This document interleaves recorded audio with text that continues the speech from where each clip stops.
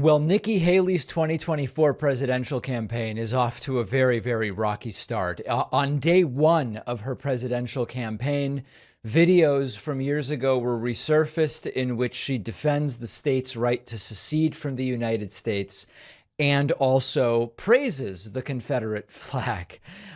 This is going to be a wild primary, and we knew that, but this is what we call candidate vetting. The earlier you announce, the earlier you get vetted, apparently. And this going bad very quickly for Nikki Haley. Now, remember, when we talk about the Republican electorate, they may not care about this stuff. So we'll talk about that in a moment. But let's go to the first video. Nikki Haley in 2010 was interviewed by a group called the Sons of Confederate Veterans, quite a group, about her feelings about the Confederate flag.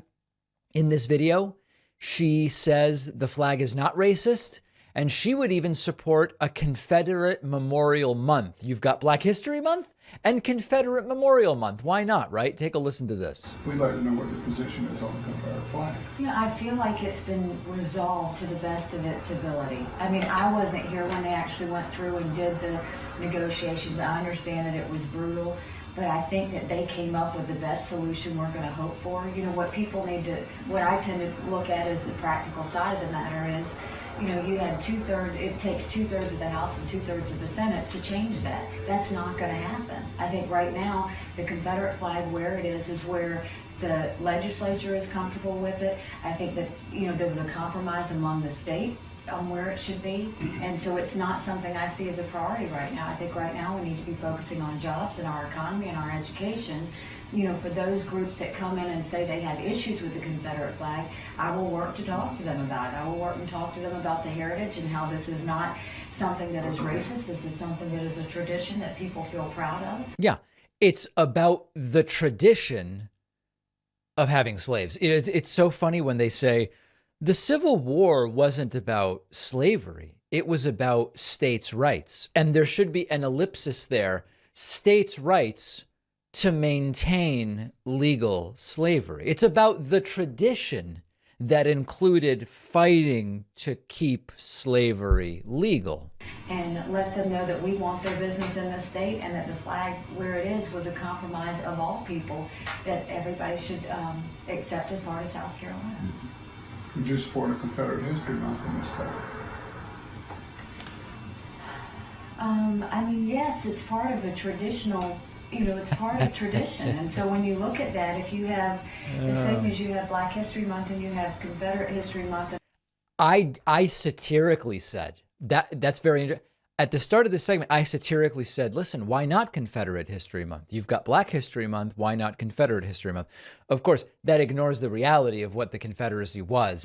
I'm actually stunned. I jokingly made that analogy, and she's seriously making the analogy. All of those, as long as it's done where it is in a positive way, right, and not in a negative way. And the positive aspects of the Confederacy, like, for example, they did feed their slaves after all. It doesn't go to harm anyone, and it goes back to where it focuses on the traditions of the people that are wanting to celebrate it, then I think it's fine. Yeah. Confederate History Month. There's an idea. Here's a bonus clip from this same interview with the Sons of Confederate Veterans. She played up the right of states to secede. Let's take a listen to this. This is not a good... Could this be the worst first day of any campaign for president? Do you believe that the states of the United States have the right to secede from the Union? I think that they do. I mean, the Constitution says that. The Constitution does not say that. If it became an issue where the state of South Carolina needed to secede from the Union, would you support it? You know, I'm one of those people that doesn't think it's going to get to that point. And let me tell you why. While we are seeing all of this federal intrusion come into our states, the way I will handle it is I'm going to get a coalition of governors together that turns around. Let's take the healthcare situation, for example. I'm going to get a coalition of governors that turns around. All right, so now she's doing her political nonsense. So states don't have a right to secede.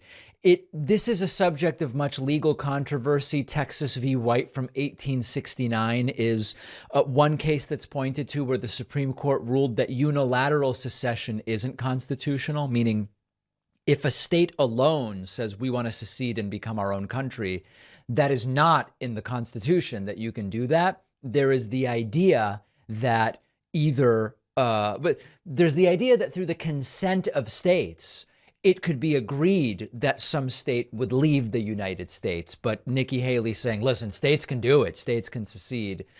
It's not accurate as much as it is kowtowing to what are really pretty horrible groups, in this case, Sons of Confederate Veterans.